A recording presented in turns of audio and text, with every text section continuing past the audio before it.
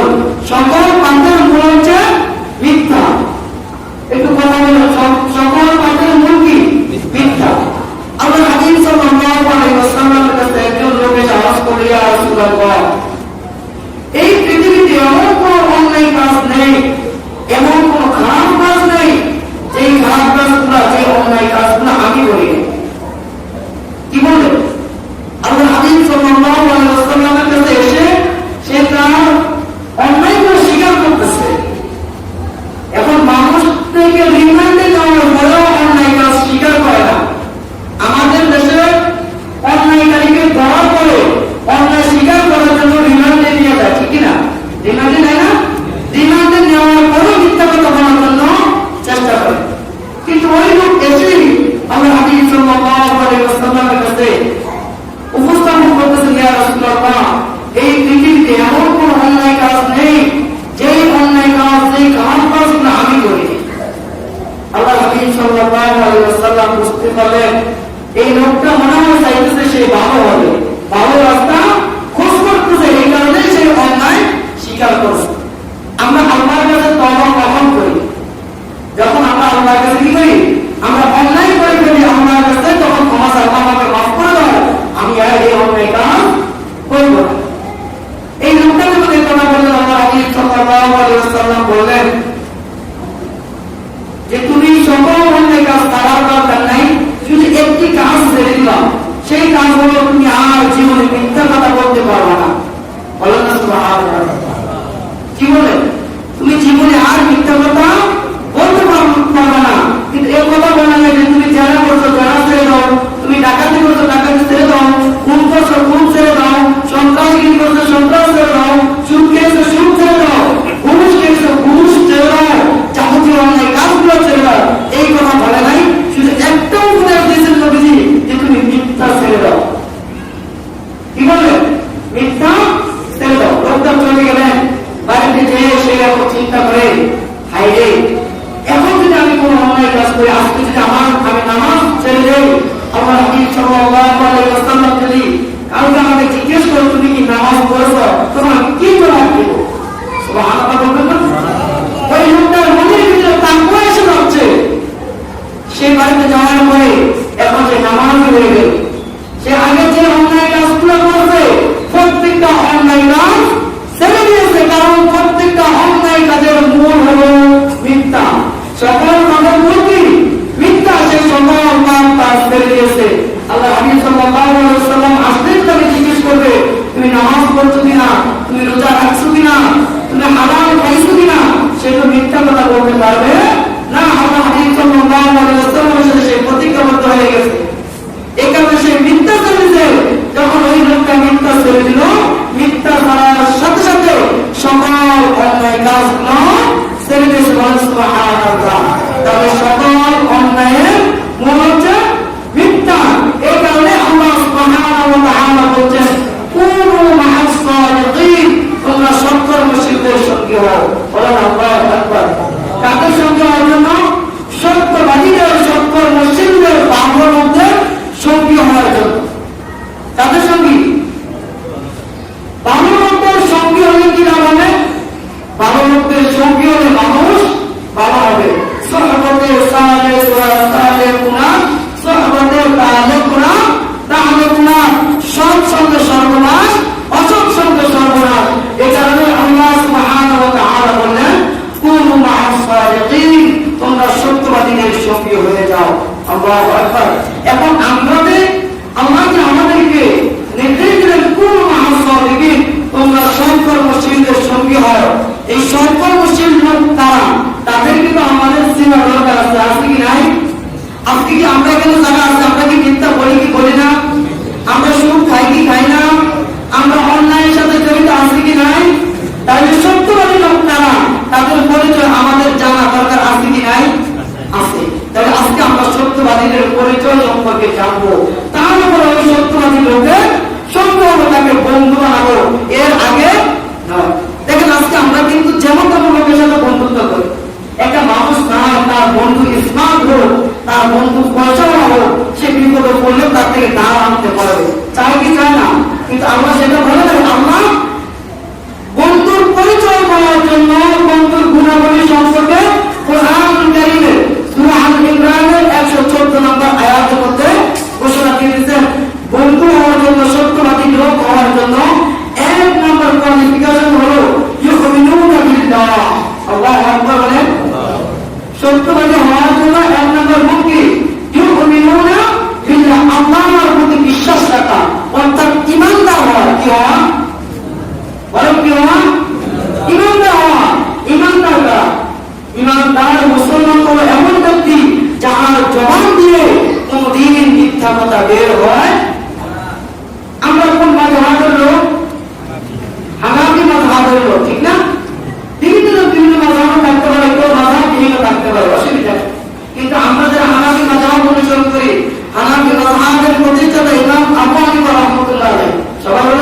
রহমতুল্লাহ আলাইহি, ইমাম আহমদ রহমতুল্লাহ আলাইহি একজন লোক এসে বলতেছে যে আপনার স্ত্রী বিধবা হয়ে গেছে।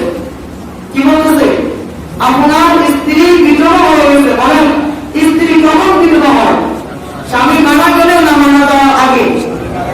স্বামী মারা যাওয়ার পরে স্ত্রী বিধবা হয়ে যায়। ওই লোকটা বলতেছে যে আপনার স্ত্রী বিধবা হয়ে গেছে। ইমাম আযম বাড়ির দিকে দৌড়াইতেছে। এখন জিজ্ঞেস করে যে আপনি কেন বাড়ির দিকে দৌড়াইতেছেন? বলতেছে অমুক ভাই বলছে যে আমার স্ত্রী নাকি বিধবা হয়ে গেছে। বলে বলেন কি আপনি? আপনি এত বড় একজন আলেম, এত বড় একজন পণ্ডিত মানুষ, আপনি কিভাবে তার কথা বিশ্বাস করলেন যে আপনার স্ত্রী, আপনি জীবিত তাকে বলেন আপনার স্ত্রী বিধবা হয়ে গেছে? ইমাম আযম রাহমাতুল্লাহ আলাইহি উত্তর দেন যে একজন মুসলমান কোনদিন মিথ্যা কথা বলতে পারে না, সেই লোকটা তো মিথ্যা কথা বলে না। কেমন এটি কেমন বিশ্বাস ছিল চিন্তা করেন। তাহলে ইউমিনুনা বিল্লাহ, সত্যবাদীর এক নাম্বার গুণ হলো আল্লাহর প্রতি বিশ্বাস রাখতে হবে। কার প্রতি? একটু জোরে বলেন, কার প্রতি? আমরা যারা এখানে আছি, আমরা আল্লাহকে বিশ্বাস করে কি করি না? অবশ্যই আমরা আল্লাহকে বিশ্বাস করি, আল্লাহকে ভয় করি। যদি আল্লাহকে বিশ্বাস না করতাম, ভয় না করতাম,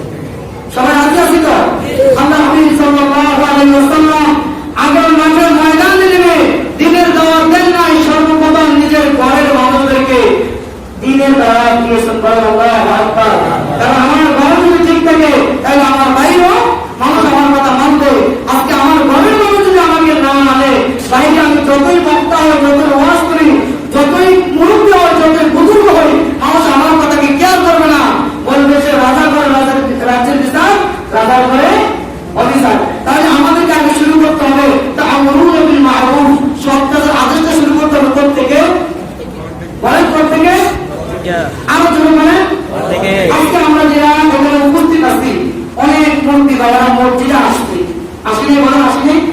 নামাজ পড়ার জন্য আসছে কিনা? নামাজ পড়ার জন্য আসছে, কিন্তু আমাদের যুবক সন্তানেরা ঘরের মধ্যে ঘুমায়, কিন্তু কেউ আমরা একবার ডাক দিই না যে বাবা আসো নামাজ পড়ার জন্য। ডাক দিছি বলেন? অনেকে আছে নিজেরাই মসজিদে আসে। আবার যারা আসছে তারা নিজেদের সন্তানদেরকে আহ্বান করে নেয়। আজকে দেখুন আমাদের সন্তানদের জন্য প্রতিষ্ঠান বন্ধ হয়ে গেছে, স্কুল মাদ্রাসা বন্ধ না দীর্ঘদিন। প্রত্যেকটা অভিভাবকের চিন্তা হয় আমার সন্তানটা নষ্ট হয়ে যাবে, আমার সন্তানটা মূর্খ হয়ে যাবে, অশিক্ষিত হয়ে যাবে, এরকম টেনশন আমাদের ভিতরে আছে কি নাই? কিন্তু একটা বার চিন্তা করলাম না, আজকে আমার সন্তানটা, আমি ফজরের নামাজ পড়লাম, আমার সন্তান ফজরের নামাজ পড়ে নাই, সে জাহান্নামী হয়ে যাবে, এই চিন্তা চেতনা একটা বার আমাদের ব্রেনের ভিতরে ঢুকে নাই। সুতরাং এই কারণে বলছেন তা'মুরুনা বিল মা'রুফ, সৎ কাজের আদেশ দাও। সত্যবাদী হওয়ার জন্য তৃতীয় নাম্বার গুণ হচ্ছে মানুষদেরকে কি করা? সৎ কাজে আহ্বান করা, সৎ কাজের উপদেশ দেওয়া। সৎ কাজের উপদেশ দিব ইনশাআল্লাহ। আমরা আজকে থেকে আমরা শুরু করবো ইনশাআল্লাহ। আমার ঘরে যত ছেলে মেয়ে আছে প্রত্যেকজনকে আমি নিজে নামাজি হবো, আমার ছেলে মেয়েকে নামাজি বানাবো। রাজি আছে তো ইনশাআল্লাহ? কথা বলেন, রাজি আছে তো? এখানে আমরা যে আজকে নিয়োগ করলাম, ইনশাআল্লাহ আজকে থেকেই আমার সন্তানকে আমি নামাজি বানাবো, মসজিদে ডেকে আনবো। নিয়োগ করার সাথে সাথে আমার মনে হয় নেক লেখা শুরু হয়ে গেছে। বলে সুবহানাল্লাহ। কেউ যদি ভালো কাজের নেক নিয়োগ করে, নিয়োগ করার সাথে সাথে আমার মধ্যে নেক লেখা হয়। এরপরে হচ্ছে ওয়ায়ানহাউনা আনিল মুনকার, সত্যবাদীদের 4 নম্বর গুণ হলো ওয়ায়ানহাউনা আনিল মুনকার, অসৎ কাজে বাধা দেওয়া। কি করা বলেন? একটু কথা বলেন সবাই। 4 নম্বর গুণ কি? অসৎ কাজে বাধা দেওয়া, অর্থাৎ খারাপ কাজকে প্রতিহত করা। আল্লাহ হাবিব সাল্লাল্লাহু আলাইহি ওয়াসাল্লাম বলেন, মান রাআ মিনকুম মুনকারান ফালিয়ুগাইয়ির বিয়াদিহি ফাইন লাম ইস্তাতি ফাবিলিসানিহি ফাইন লাম ইস্তাতি ফাবিকলবিহি আযযালিকা তাআমুল ঈমান। যদি তুমি কোনো অন্যায় কাজ করো তাহলে নিজ হাত দ্বারা প্রতিহত করো, যদি হাত দ্বারা প্রতিহত করতে না পারো তাহলে জবান দ্বারা প্রতিহত করো, যদি জবান দ্বারা না করো তাহলে অন্যায় কাজকে অন্তর দ্বারা কিনা করো। আজকে যারা ভাবে আছে, পাপিষ্ঠ হবে, তার শক্তি আছে, তার ক্ষমতা আছে, ক্ষমতার পরে আজকে আমরা তার গণমুক্ত হয়ে যাই। ঠিক কিনা বলেন? তার গণমুক্ত হওয়া যাবে না। এই কারণে আমরা বলছি ইয়া আইয়ুহাল্লাযীনা আমানু তাকুল্লাহ, হে ইমানদার বান্দাগণ আমি আল্লাহকে ভয় করো, ওয়া কুনু মা'আস সাদিকিন, আমি আল্লাহর ভয় করে সত্যবাদীদের সঙ্গে হও, সত্যবাদীদের দলে থাকো, সত্যবাদীদেরকে তোমার নেতা বানাও। অসত্য যতই শক্তিশালী হোক তাকে নেতা বানানো যাবে না, যতই শক্তিশালী হোক, যতই টাকার মালিক হোক তাকে বন্ধু বানানো যাবে না। তাহলে যদি শুরুতে আমরা বলি ইয়া আইয়ুহাল্লাযীনা আমানু, শুরুতেই বলেন না ইয়া আইয়ুহান নাস, একথা বলেন না, বলছেন কি ইয়া আইয়ুহাল্লাযীনা আমানু তাকুল্লাহ, হে ইমানদার বান্দাগণ আমি আল্লাহকে ভয় করো, ওয়া কুনু মা'আস সাদিকিন, ইমানদার বান্দাগণ আমি আল্লাহর ভয় করে কি করো? কুনু মা'আস সাদিকিন, সৎকর্মশীলদের সঙ্গী হয়। যেই কথা আমরা বলতেছিলাম এগুলো কি আমার কথা না আল্লাহর কথা? আল্লাহ নিজেই কোরআনের মধ্যে এই কথাগুলো ঘোষণা করে দিয়েছেন, যাদের অবিশ্বাস হয়, যদি বিশ্বাস না হইতে পারে আমার কথা, কোরআন কারীমের সূরা আল ইমরানের 114 নম্বর আয়াত খুলে খুলে অর্থ সহকারে পড়ে দেবে। এরপর কি বলছেন? ওয়ায়ানহা আনিল মুনকার, অসৎ কাজে মানুষকে কি করা? বাধা প্রদান করা। আমরা রাজি আছি তো অসৎ কাজে বাধা প্রদান করতে? যদি বাধা প্রদান না করতে পারি তাহলে অন্তর দ্বারা ঘৃণা করবো, তার সাথে লেনদেন করবো না, তার সাথে চলাফেরা করবো না। রাজি আছি তো? তাহলে যদি সত্যবাদীদের 4 নম্বর গুণ হলো কি? অসৎ কাজে বাধা প্রদান। আসুন আবারও আমরা আমাদের পরিবারে ফিরে যাই। আমরা হাদিস সাল্লাল্লাহু আলাইহি ওয়াসাল্লাম যখন নিজ পরিবারকে দায়িত্ব আল্লাহর পথে দ্বীনের পথে আহ্বান করলেন, যখন ডাকলেন ও আমার পরিবার বর্গ তোমরা কে কোথায় আসো, আল্লাহ হাবিব সাল্লাল্লাহু আলাইহি ওয়াসাল্লাম পাহাড়ের চূড়ায় গিয়ে ডাক দিলেন। ডাক দেওয়ার পরে সবাই জিজ্ঞেস করলো যে মুহাম্মদ তুমি কেন আমাদেরকে আহ্বান করলা? আল্লাহর নবী বলেন যে আমি যদি বলি পাহাড়ের পাদদেশের অপর প্রান্তে কিছু শত্রু দল আছে যে তোমাদেরকে আক্রমণ করবে, তোমরা কি এই কথাটা বিশ্বাস করবে? সবাই এক বাক্যে জবাব দিল, অবশ্যই আমরা বিশ্বাস করবো তোমার কথা।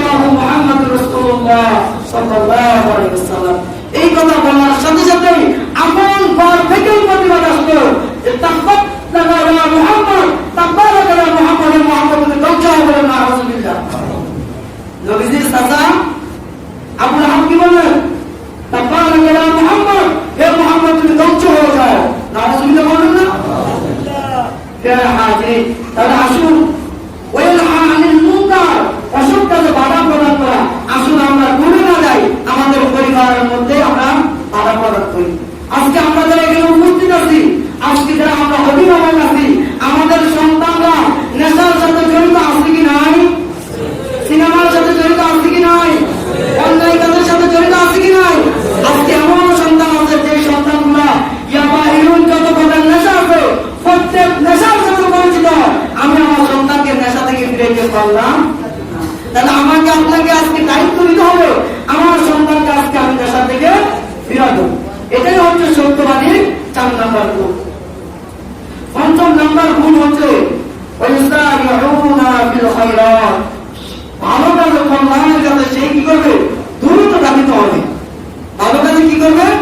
দ্রুত দাবিত হবে। বেড়ে যাবে ভালো কাজের দিকে, অন্যায় কাজের দিকে যাইবে না। যখন আগাম চলবে সাথে সাথে মসজিদের দিকে দৌড়াইবে, দোকানের দিকে দৌড়াইবে না। তাহলে সত্যবাদীদের আমরা এই সূরা আল ইমরানের 114 নম্বর আয়াতের মধ্যে 5টা গুণের কথা পাইলাম। কয়টা গুণ? 1 নম্বর গুণের নাম হচ্ছে ইউমিনুনা বিল্লাহ, আল্লাহর প্রতি ঈমান আনা। 1 নম্বর গুণ কি? একটু কথা বলেন। 1 নম্বর গুণ কি? আল্লাহর প্রতি ঈমান আনা। 2 নম্বর গুণ হচ্ছে ওয়াল ইয়াউমিল আখির, পরকালের প্রতি বিশ্বাস রাখা। 3 নম্বর গুণ হলো ওয়ায়ামুরুনা বিল মা'রুফ, সৎ কাজের আদেশ দেওয়া, ওয়ায়ানহা আনিল মুনকার, অসৎ কাজে বাধা প্রদান করা, ওয়াইসারিউনাল খায়রাত, কল্যাণের কাজে ভালো কাজের দিকে দ্রুত দাবিত হওয়া। আল্লাহ বলেন